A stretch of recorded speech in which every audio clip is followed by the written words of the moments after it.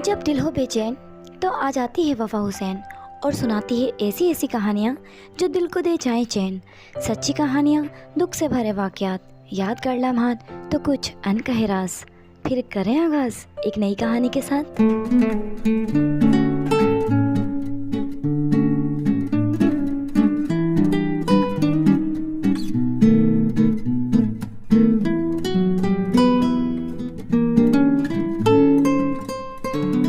वालिदैन की कब्र पर फातिहा पढ़ने के बाद इमरान ने नज़र उठाई तो देखा एक जनाजा कब्रिस्तान में बहुत बड़ी तादाद के साथ दाखिल हुआ है। किसी जनाजे के साथ ऐसा हुजूम पहले कभी ना देखा था। शायद कोई बड़ा आदमी होगा, लेकिन हैरत की बात यह थी कि इस पूरे हुजूम में किसी के चेहरे पर भी गम के आसार नज़र नहीं आ रहे थे। ना चाहते हुए भी इमरान बेख्याली में वहीं रुक गया। इस हुजूम को देखकर ऐसा लग रहा था जैसे लोग फ़र्ज़ी रस्म अदा कर रहे थे। कोई आह वबा का कोई आंसू नहीं था। इमरान की नज़र हुजूम के साथ आए एक शख्स पे पड़ी जो हुजूम से दूर अलग थलग खड़ा बुरी तरह गम में डूबा हुआ था। आंखों से आंसू गिर रहे थे, मगर किसी का ध्यान इसकी तरफ ना था। जब गौर किया तो हैरत की इंतहा न रही। बेसाख्ता मुँह से निकला, अज़लान। इसका बचपन का दोस्त। बरसों बाद इसे देखकर इमरान की नज़र उस पर ही जम गई। इमरान का दिल कर रहा था कि लोगों के हुजूम को चीरते हुए उस तक पहुँच जाए। जब लोग मुनाफकाना रसूमात अदा करके कब्रिस्तान से रुखसत होने लगे तो इमरान अज़लान के करीब जा पहुंचा। अज़लान की पुश्त इमरान की तरफ थी। अभी इमरान उसे पुकारता, इसने गोरकन से मुखातिब होकर कहा, जो कब्र को मिट्टी से हमवार कर रहा था। अज़लान बोला, तुम्हें याद है शमशाद अहमद को किस जगह दफनाया था? गोरकन लम्हा भर को रुका और फिर अपनी नज़र उसी कब्र की तरफ की जिस पर वो अभी भी मिट्टी डाल रहा था। यहीं पर कब्र की हालत देखकर लग रहा था कि उस हुजूम ने महज एक बोझ लहद में उतारा हो। गोरकन अपनी बात जारी रखते हुए बोला, और आज इसकी बेटी को इसके ऊपर दफनाया है और बेटी के सीने पर इसके लगते जिगर को लिटा दिया है। अज़लान बेख्याली में बोला, और आज तुमने इसी जगह मेरे दिल को भी दफन कर दिया है। गोरकन अज़लान की तरफ अजीब व गरीब नज़रों से देखता हुआ चल दिया। इसके जाने के बाद इस कच्ची कब्र पर अज़लान गिर पड़ा और फूट फूट कर रोने लगा। ये मंजर अज़लान के दिल को चीर रहा था। इतना बेबस बेहाल इसने अज़लान को पहले कभी ना देखा था। आज अज़लान उस पुराने अज़लान के बिल्कुल बरक्स था जिसे इमरान जानता था। दूसरों के चेहरे पर मुस्कुराहट बखेरने वाला आज खुद टूटा हुआ शिकस्ता हाल दिखाई दे रहा था। ये मंजर खुशियों से भरे शख्स की बेबसी का आकाश था। इमरान को अंदर से झंझोड़ रहा था। इमरान ने हिम्मत जुटाकर अज़लान के कंधे पर हाथ रखा। अज़लान ने गर्दन घुमाकर देखा तो इमरान को बेयकीनी से देखते हुए इसके गले लग गया। दर्द जैसे आंसुओं से बाहर निकलने लगा था। इमरान के दिल में कई सवालात उठने लगे थे। लम्हा भर में माजी की तमाम यादें एकदम सामने आने लगी थीं। कॉलेज की राहदारियों में जहाँ ज़िंदगी हर तरफ बिखरी हुई थी, वहाँ चार दोस्तों अज़लान, इमरान, रिमशा और मीरब की दोस्ती और जहानत की मिसाल कॉलेज के हर गोशे में दी जाती थी। चारों ना सिर्फ बेहतरीन तालिबे इल्म थे, बल्कि इनके दिल भी इतने ही वसी थे। इमरान और इसकी बहन रिमशा जुड़वां थे, मगर फितरत के एतबार से दोनों भाई बहन में नुमाया तज़ाद था। जहाँ इमरान खूबसूरत, संजीदा और गौर व फिक्र करने वाला था, वहीं रिमशा हंसती खेलती शरारती लड़की थी। रिमशा बिलाशुबा इमरान से खूबसूरती में कम ना थी। अज़लान मीरब के वालिद के ड्राइवर का बेटा था, मगर अपनी मेहनत और लगन से सबके दिलों में जगह बना चुका था। वो अपनी सलाहियतों से साबित कर चुका था कि इल्म और जहानत का कोई ताल्लुक भी इंसान के माशरती मकाम से नहीं होता। वो हर कदम पर अपनी सलाहियतों का लोहा मनवाता था। मीरब एक नहायत मतमूल और आला ख़ानदान की इकलौती बेटी थी, जिसकी खूबसूरती हर देखने वाले की नज़रों को मसहूर कर देती थी। बेपनाह हुस्न व जमाल की मालिक होने के बावजूद इनकिसारी और आजिज़ी उसकी फितरत में थी। गोया इसके दिल में इसकी ज़ाहिरी खूबसूरती और इसकी ख़ानदानी दौलत का कोई तसव्वुर ना था। जहाँ रिमशा को खूबसूरती का एक हसीन इम्तिजाज कहा जा सकता था, वहाँ मीरब का हुस्न अपनी नौयत में लाजवाब और मरवी था, जिसकी कोई नज़ीर ना मिलती थी। कॉलेज की रंगीन फ़िज़ाओं में चारों दोस्तों की ज़िंदगी हंसी खुशी गुजर रही थी। अज़लान और मीरब के दिल में एक दूसरे की मोहब्बत के बीच कब बोए जा चुके थे, ये खुद भी इन्हें खबर न थी। रिमशा दिल ही दिल में अज़लान से मोहब्बत में गिरफ़्तार थी, और इमरान की निगाहों में हमेशा मीरब के लिए नरम गोशे थे। कॉलेज भी ख़त्म होने को था। दोनों बहन भाई ये सोच रहे थे कि कॉलेज के आखिरी दिन अज़लान और मीरब से अपनी अपनी मोहब्बत का इजहार कर देंगे। वक्त जैसे तेज़ हवा की तरह गुजर गया। कॉलेज का आखिरी दिन था। इस लम्हे मीरब और अज़लान ने अपने दिल की बात एक दूसरे से कह दी। दोनों ने एक दूसरे के लिए अपने जज्बात वाज़े कर दिए। जब रिमशा और इमरान दोनों बहन भाइयों के सामने ये हकीकत आई तो इनके दिलों में छुपी मोहब्बत खामोशी इख्तियार कर गई। इमरान ने अपने दिल की मोहब्बत को खामोशी से दफन कर दिया। इसने अपनी ख्वाहिश को पस पुश डाल दिया था, मगर रिमशा के लिए ये लम्हा गहरा ज़ख्म बन गया था। वो अपनी मोहब्बत की शिद्दत में चूर हो गई। इस लम्हे वो अज़लान की खुशी में अपनी तकलीफ़ को छुपाने की नाकाम कोशिश कर रही थी, मगर आंसू साथ ना दे रहे थे। بہن کی یہ تکلیف بھائی کے سوا کوئی محسوس نہ کر سکا۔ رمشا کی یک طرفہ محبت نے اسے اندرونی طور پر بکھیر دیا تھا، جسے چھپانا اس کے لیے ناممکن ہو چکا تھا۔ اذلان اور میرب کی محبت ایک دوسرے کے لیے شدت اختیار کر چکی تھی۔ عمران نے اپنی بہن رمشا کو سمجھایا کہ دل کی خواہشات کو دل میں دفن کر کے پیچھے ہٹنا ہی مناسب ہے۔ رمشا دل کے ہاتھوں مجبور تھی، وہ خاموشی سے اپنے درد کو سہتی رہی، مگر اس کے مزاج میں واضح فرق آ چکا تھا۔ ہنستی مسکراتی شرارتی لڑکی اب خاموش ہو چکی تھی۔ کالج بھی ختم ہو چکا تھا، مگر ان کی دوستی اسی طرح قائم تھی۔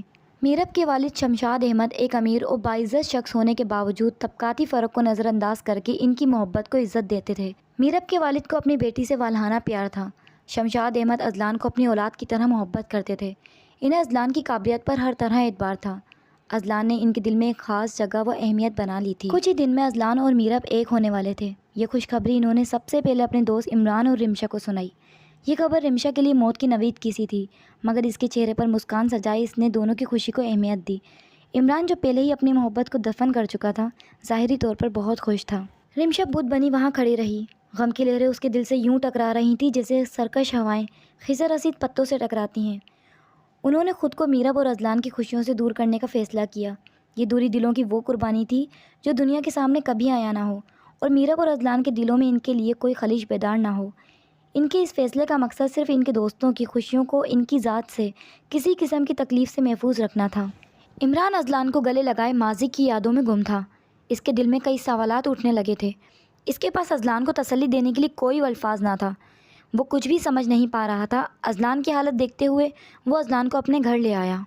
برسوں اپنی ناکام محبت، میرب اور اذلان کی یادوں کو دل میں چھپائے زندہ لاش رمشا نے جب اذلان کو دیکھا تو اس کا دل جیسے دھڑکنا بھول گیا تھا۔ سالوں بعد اذلان کو دیکھ کر اس کی آنکھیں پتھرا سی گئی تھیں۔ وہ اس سکتے سے ابھی باہر بھی نہ آئی تھی کہ اذلان نے اسے گلے لگا لیا اور رونے لگا۔ رمشا بے اختیار بولی، میرب کہاں ہے؟ ادھر ادھر دیکھتے ہوئے بولی، میرب ساتھ نہیں آئی؟ اذلان بولا، میرب اب اس دنیا میں نہیں رہی، ابھی زمین کی تہ میں اسے اور اس کے بیٹے کو سلا کر آیا ہوں۔ یہ سنتے ہی رمشا اور عمران کے پیروں سے زمین نکل گئی۔ بیٹا؟ تم دونوں کا بیٹا بھی؟ گہرے صدمے اور بے یقینی سے دونوں نے اذلان کی جانب دیکھا۔ اذلان بولا، نہیں، ہم دونوں کا نہیں، میرب اور ساجد چودھری کا بیٹا۔ قدرت نے ہم دونوں کا ساتھ نہیں لکھا تھا۔ رمشا اور عمران کے کچھ بھی سمجھ میں نہیں آ رہا تھا۔ دونوں نے حیرت سے پوچھا، کچھ دن بعد تو تم دونوں کی شادی تھی نا؟ تو پھر؟ اذلان نے بے حال آنسو بہاتے ہوئے بتانا شروع کیا۔ مستقبل کے خوابوں میں تیرتے ہوئے میرب اور اذلان جب خوشی خوشی گھر پہنچے تو شمشاد احمد دروازے پر کھڑا شاید ان کا ہی منتظر تھا۔ چہرے پر غم کے آثار نمایاں تھے۔ میرب کا ہاتھ ملامت سے پکڑ کر اندر لے گئے۔ اذلان بھی ان کے پیچھے پیچھے چل دیا۔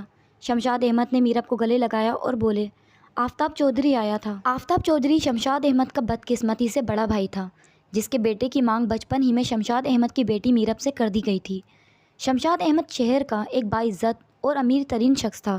اس کی ایمانداری کے قصے ہر زبان پر تھے، اور آفتاب چودھری احساس کمتری میں ڈوبا ایک ناکام شخص کیسے اپنے چھوٹے بھائی کی عزت اور کامیابی برداشت کر سکتا تھا۔ آفتاب ایک لالچی اور ظالم شخص تھا، گاؤں کا ایک بہروپیہ چودھری۔ آفتاب جھوٹی ہمدردی دکھانے اکثر غریبوں کے نام پر کافی دولت شمشاد احمد سے بٹورتا رہتا تھا، مگر اس کا پیٹ نہ بھرتا، تو اس نے اس بار گہری چال چلی۔ شمشاد احمد کی دولت ہتھیانے اور اس کو برباد کرنے کا اس سے اچھا طریقہ اور کوئی نہ تھا کہ اس کی بیٹی کو بہو بنا لیا جائے۔ آفتاب چودھری میرب کو اپنے برخوردار ساجد چودھری کے کوپے خانے کی زینت بنانے کا آرزومند تھا۔ اس نے جب شمشاد احمد کو بچپن کی مانگ یاد دلائی جسے وہ کب کا بھول چکا تھا، جس راز کو شمشاد احمد نے جہاں سے چھپائے رکھا تھا، آفتاب چودھری نے پورے گاؤں اور شہر میں یہ بات پھیلا دی تھی کہ بہت جلد میرب اس کے گھر کی بہو بننے والی ہے۔ ہر وہ عمل جس کا ارتکاب رات کے اندھیرے میں کیا جائے، دن کا اجالا اسے عیاں کر دیتا ہے۔ ہمارے وہ اعمال کہ جنہیں ہم حال کے پر اسرار گوشوں میں مخفی رکھتے ہیں، مستقبل انہیں اٹھا کر اجالوں میں لے آتا ہے۔ آفتاب نے جب شمشاد سے اس کی بیٹی کو مانگا تو بدنصیب باپ کی آنکھیں اشک آلود ہو گئیں اور اس کے چہرے پر حزن و ملال کے سائے رقص کرنے لگے۔ وہ اپنی اکلوتی بیٹی کو کیسے جانتے بوجھتے اس جہنم میں پھینک دیتا۔ شمشاد احمد نے انکار کیا تو اسے ڈرانا دھمکانا شروع کر دیا۔ گاؤں میں آفتاب کی عداوت مول لینے کی جرات کوئی نہیں کرتا تھا۔ اس کے احکام کی خلاف ورزی کرنے والا باعزت زندگی نہیں گزار سکتا تھا۔ اپنے سینے میں پیوست ہونے والے خنجر کو دیکھ کر کوئی آنکھ بھی مدافعت نہیں کر سکتی تھی۔ حملہ ور ہونے والے تلوار کو کوئی ہاتھ نہیں روک سکتا تھا۔ سب سننے کے بعد میرب لرزتی ہوئی آواز میں بولی، آپ کی کیا مرضی ہے بابا جان؟ شمشاد احمد کی جھکتی آنکھوں نے میرب کے سوال کا جواب دے دیا تھا۔ اذلان نے میرب کے دھندلائے ہوئے چہرے کو دیکھا، یہ جانتے ہوئے کہ اس کی اور میرب کی دنیا غم سے متزلزل ہو رہی ہے۔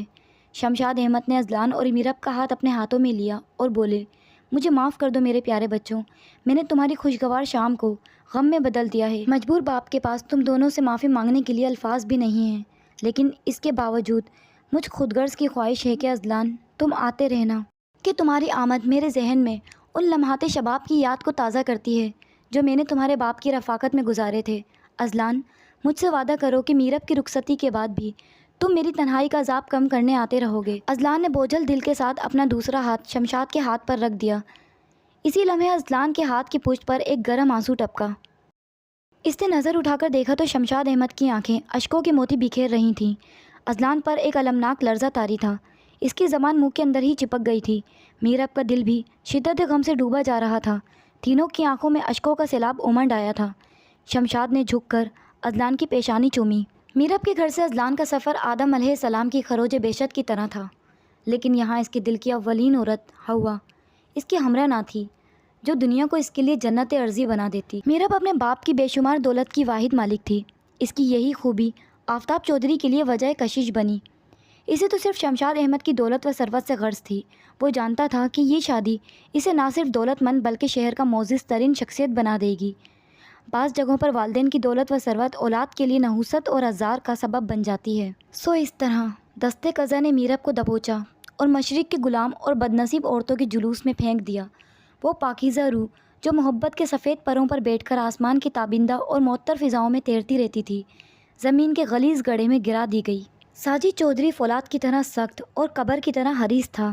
اس کی نظروں میں میرب کا حسن و جمال، شرافت و تقدس کی کوئی اہمیت اور عزت نہ تھی۔ ساجد چودھری اپنے وجود کو ایک اخلاف کے ذریعے باقی رکھنے کا آرزومند تھا، اور میرب اس کی اس روایتی اور مزے کا خیر آرزو کی تکمیل نہیں کر پاتی تھی۔ نتیجاً وہ اپنے شوہر اور اس کے دیگر رشتہ داروں کی نفرت اور بے رخی کا ہدف بنتی جا رہی تھی۔ 7 سال گزر گئے تھے اور میرب کی کوئی اولاد نہ تھی جو میاں بیوی کے روحانی رشتے کو تقویت پہنچتی۔ غار میں اگے ہوئے پودے سے پھل کی تمنا اب سے میرب ظلم و نحوست کے جس زندان میں ڈال دی گئی تھی، شاید قدرت نہیں چاہتی تھی کہ اس زندان میں ایک اور قفس کا اضافہ ہو۔ شمشاد احمد میرب کے جانے کے بعد خود کو اذیت سے نکال نہیں پا رہا تھا۔ وہ خود کو گنہگار تصور کر رہا تھا اور یہی اذیت اسے موت کے قریب لے جاتی جا رہی تھی۔ مسکراہٹ جو اس کے چہرے کو منور رکھتی تھی، درد اور اذیت کے پروں میں چھپ کر رہ گئی تھی۔ اذلان نے قریب جا کر اس کی حالت پوچھی تو بوجھل مسکراہٹ اور ڈوبی آواز میں کہنے لگا، میرب کو لے آؤ، میں اس کا مجرم ہوں، اس کا گنہگار ہوں، اسے ہمیشہ کے لیے آزاد کرا دو، جاؤ، ورنہ تمہاری محبت تا حیات اس زندان میں محبوس رہے گی، وہ زندان جو ذلت و پستی اور درد و کرب کی سلاخوں سے بنی ہے۔ یہ کہتے ہی شمشاد کی پیشانی فرش سے جا ٹکرائی اور سسکیوں کے ہجوم میں صرف اتنا ہی کہہ سکا، اے رب عظیم رحم فرما۔ اذلان میرب کے پاس پہنچا۔ اذلان کی آواز پر وہ چونک گئی، جانو کسی بھیانک سپنے سے جاگی ہو۔ وہ پتھرائی آنکھوں سے اذلان کو تک رہی تھی، جیسے یقین کر رہی ہو میرب سے سالوں کے بعد ملاقات کے لمحے ضبط تحریر میں نہیں آ سکتے۔ ان لمحوں کی کیفیات لفظوں سے ماورا ہے۔ ایک دوسرے کی آنکھوں میں دیکھا تو حافظہ انہیں ان ساعتوں میں لے گیا جہاں وہ مشروب محبت میں سرشار ایک ساتھ زندہ تھے۔ وقت نے انہیں شکست کے کھنڈروں میں لا پھینکا تھا۔ کتنا دل فریب تھا موسم کل، اور کتنا بھیانک ہے آج کا موسم۔ اذلان نے اسے شمشاد احمد کی حالت کے بارے میں بتایا۔ چلو میرب، بابا جان کی روح جسم کی قید سے آزاد ہونا چاہتی ہے۔ شب روز تمہارا غم ان کی روح کو ایسا نوچتا ہے جیسے باز اپنے شکار کو نوچتا ہے۔ اذلان میرب کو ساتھ لے کر اس کے گھر آ گیا۔ شمشاد احمد موت سے لڑ رہا تھا، اس کی آنکھیں بند ہو رہی تھیں۔ اس نے پوری قوت کو مجتمع کرتے ہوئے بولنے کی کوشش کی، میرب، میری محبوب بیٹی، میری بچی، میں جا رہا ہوں، میں تمہاری خوشیوں کا قاتل ہوں، مجھے معاف کر دو۔ اذلان، میرب کا خیال رکھنا، میرے بیٹے، میری موت پر اسے رونے نہ دینا، رونے والوں کا رونا مرنے والوں کی تکلیف میں اضافہ کرتا ہے۔ آخری ساعتوں میں بھی شمشاد احمد کے ہونٹوں پر ایک ہی بات تھی، میرب کو اپنا لو، اسے اس جہنم سے نکال دو۔ کمرے میں خاموشی مسلط ہو گئی۔ شمشاد احمد کے چہرے پر موت کی زردی پھیلنے لگی تھی۔ میرب پلنگ سے ٹکی بری طرح روئی جا رہی تھی۔ شمشاد کا ہاتھ اذلان کے ہاتھ میں تھا۔ آدھی رات کے قریب شمشاد احمد نے آخری بار آنکھ کھولی، دونوں بچوں کے ہاتھ ایک ساتھ سینے پر رکھے، کچھ کہنے کے لیے منہ کھولا مگر آواز حلق میں ہی گڑ گئی اور گردن جھلک گئی۔ دمِ رخصت اس کے ہونٹوں پر اطمینان بھری مسکراہٹ پھیل گئی۔ اذلان کا دل جیسے دھڑکنا بھول گیا تھا۔ شمشاد کے ہاتھ جو اب بھی دونوں کے ہاتھوں میں تھے برف کی طرح سرد ہو چکے تھے۔ میرب کے حواس مفلوج ہو گئے، باپ کے سینے پر گرے بری طرح رونے لگی۔ شمشاد کی روح ابویت سے ہم کنارہ ہو گئی اور جسم زمین کی تہ میں اتر گیا۔ ساجد چودھری اس کی دولت و ثروت کا وارث قرار پایا۔ میرب کا وجود اس کے لیے محض وقتی خواہشات کا ذریعہ بن گیا تھا۔ اس کی عیاشیاں مزید بڑھ چکی تھیں۔ میرب کے حسن و جمال سے ساجد کو کوئی دلچسپی نہ تھی۔ میرب کی حیثیت گھر میں رکھے اس کوڑے دان جیسی تھی جسے غلاظت ڈالتے وقت ہی ترجیح دی جاتی۔ اذلان نے اس جہنم سے میرب کو کئی بار نکالنے کی کوشش کی جس کی تپش سے اذلان کا دل پگھلتا تھا، مگر مایوسی اس کی بصارت اور سماعت کو مفلوج کر دیتی۔ مشرقی عورت کی محرومیت اور مظلومیت اس باہمت لڑکی کے چہرے پر عیاں تھی۔ وہ مظلوم قیدی جو سلاخوں کو توڑنے اور آزاد ہونے پر بھی قادر ہو، پھر بھی اقدام سے باز رہے، اپنے آنسوؤں چھپاتی، اپنے کرب کو سینے میں بند کر کے مسکرانے لگتی، مگر ہار نہ مانتی۔ تمام اذیتوں کے باوجود میرب اپنے رب عظیم کا پورے خشوع و خضوع کے ساتھ شکر ادا کرتی رہتی۔ ماہ نسیہ بیت رہا تھا کہ میرب تخلیق کے لذت بھرے کرب میں مبتلا ہو گئی اور حیات و ممات میں رسہ کشی ہونے لگی۔ ڈاکٹر اضطراب کے ساتھ منتظر تھے کہ کب وہ کائنات کو ایک نئے مہمان کی آمد کی نوید سنائیں۔ رات گئے میرب نے ایک کربناک چیخ ماری، ایسی چیخ جو زندگی کی تقسیم کی مظہر تھی۔ آخری شب اور آغاز سحر کے درمیانی ساعتوں میں میرب نے ایک لڑکے کو جنم دیا اور سارے گھر میں خوشیوں کے پھول بکھر گئے۔ میرب نے اپنی آنکھیں کھول کر دیکھا، اس کے پلنگ کے قریب زندگی اور موت میں تصادم اب بھی جاری تھا۔ اس نے فوراً آنکھیں بند کر لیں اور ہونٹوں سے بے اختیار یہ آواز ابھری، میرا بچہ، مجھے میرا بچہ دکھاؤ۔ نرس نے تولیے میں لپٹا حسین بچہ میرب کے پہلو میں رکھ دیا۔ ڈاکٹر خاموشی سے میرب کی طرف دیکھ رہا تھا، اس کی نمناک آنکھیں کسی آنے والے طوفان غم کی پیش خیمہ تھیں۔ دوسری طرف مسرت بھرے کہکوں نے ہمسایوں کو بیدار کر دیا تھا۔ وہ مبارکبادیاں پیش کرنے آفتاب چودھری کے گھر پہنچ گئے۔ ادھر ڈاکٹر میرب کے پہلو سے بچہ اٹھانے لگے تو میرب بولی، ابھی اسے جی بھر کے پیار بھی نہیں کیا، اسے آپ کہاں لے جا رہے ہیں؟ لیکن اسے کیا خبر تھی کہ جس بچے کو وہ سینے سے لگائے بیٹھی تھی اسے تو موت نے اپنی آغوش میں لے لیا تھا۔ وہ صبح صادق کو یہاں آیا اور ظہور خورشید کے ساتھ رخصت ہو گیا۔ میرب نے ایک بار پھر ڈاکٹر سے التجا کی، مجھے میرا بچہ دیجیے۔ تب ڈاکٹر نے اپنے سر کو ذرا خم دیتے ہوئے بڑے دھیمے مگر روندے ہوئے لہجے میں کہا، تمہارا بیٹا مر چکا ہے۔ یہ سنتے ہی میرب بے ہوش ہو گئی۔ بچے کی موت کی خبر ہر طرف پھیل چکی تھی، خوشی کا ماحول غم میں بدل چکا تھا۔ میرب ہوش میں آتے ہی بولی، مجھے میرا لال دیجیے، میں اپنے لگتے جگر کو اپنے سینے سے لگانا چاہتی ہوں، اسے جی بھر کے پیار کرنا چاہتی ہوں۔ ڈاکٹر نے مردہ بیٹے کو اس کے سینے پر لٹا دیا۔ غم سے نڈھال میرب نے اپنی ننھی سی جان کے نرم ہونٹوں کو اپنے ہونٹوں سے چوما اور مرے ہوئے بیٹے کی طرف مخاطب ہوئی، تم تو مجھے لینے آئے تھے میرے لال، اس اذیت بھری قید سے نجات دلانے آئے تھے نا، مجھے وہ راستہ دکھانے آئے تھے جو آزادی کے ساحل تک لے جاتا ہے، تو چلو میں تیار ہوں، اس اندھیرے غار سے نکل چلیں۔ اس کے ساتھ ہی میرب خاموش ہو گئی۔ ڈاکٹر اور دوسرے لوگ بھی اشکبار آنکھوں سے ماں اور بیٹے کے بے جان جسموں کو دیکھنے لگے۔ دونوں بہت پرسکون اور مطمئن تھے۔ ساجد چودھری نے اپنی بیوی اور بچے کی موت کی خبر سنی تو گنگ رہ گیا، مگر آنکھوں کے سوتے ابلنے سے پہلے ہی خشک ہو گئے۔ دوسرے روز میرب کو سفید عروسی لباس کا کفن پہنایا گیا، بچے کو میرب کی چھاتی پر لٹا دیا گیا۔ ماں اور بیٹے کی موت پر ہر شخص سرگوشی کر رہا تھا۔ ایک آدمی نے سرگوشی کی، میں نے میری زندگی میں پہلی بار دیکھا ہے کہ ایک قبر میں بروقت 2 جنازے دفنائے گئے ہوں۔ دوسرے نے کہا، یوں لگتا ہے جیسے بچہ اپنی ماں کو اس سنگ دل شوہر سے نجات دلانے آیا تھا۔ اسی طرح ایک اور شخص بولا، دیکھو ظالم شخص کو تو اپنی بیوی اور بیٹے کی موت کا کوئی صدمہ ہی نہیں۔ ایک اور نے لقمہ دیا، ساجد چودھری کو کیا فرق پڑتا ہے، یہ کوئی نئی بات تھوڑی ہے اس کے لیے، آفتاب چودھری کل ہی اس کے لیے کوئی دولت مند لڑکی ڈھونڈ لے گا۔ اذلان شدید درد کی کیفیت میں دور کھڑا ان سب کی باتیں سن رہا تھا۔ اس کے ساتھ ہی ساجد چودھری نے چند مذہبی رسوم ادا کی اور میرب اور اس کے بیٹے کو قبر میں اتار دیا۔ یہ کہتے ہی اذلان بری طرح رونے لگا۔ عمران اور رمشا بھی غم میں ڈوبے رو رہے تھے۔ رمشا اور عمران نے بہت مشکل سے اذلان کو سنبھالا جو پوری طرح ٹوٹ چکا تھا۔ چند روز بعد جب اذلان ان کے گھر سے رخصت ہونے لگا تو عمران نے رمشا سے تنہائی میں کہا، قدرت نے تمہیں ایک اور موقع دیا ہے اذلان کو پانے کا۔ تمہاری محبت اذلان کو واپس زندگی کی طرف لا سکتی ہے، اسے سنبھال سکتی ہے۔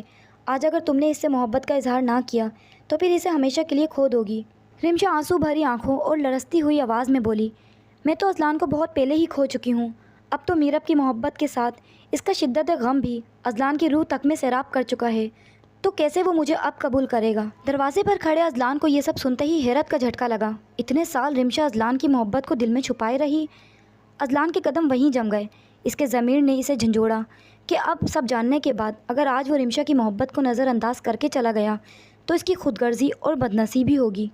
اذلان بے اختیار جا کر رمشا کے سامنے کھڑا ہو گیا اور بولا، کیا میں تمہارا اتنا گنہگار ہوں کہ مجھے زندگی جینے کا ایک اور موقع نہیں مل سکتا؟ رمشا نے پریشانی سے اذلان کی جانب دیکھا۔ اذلان گھٹنوں کے بل بیٹھ گیا اور مسکراتے ہوئے بولا، کیا تم مجھے اپنی زندگی کا شریک حیات بنانے کی سعادت عطا کرو گی؟ اذلان کی آنکھوں میں سچائی اور نرمی تھی، رمشا کی آنکھوں میں بھی چمک ابھر آئی۔ 햇살이 너무 좋았어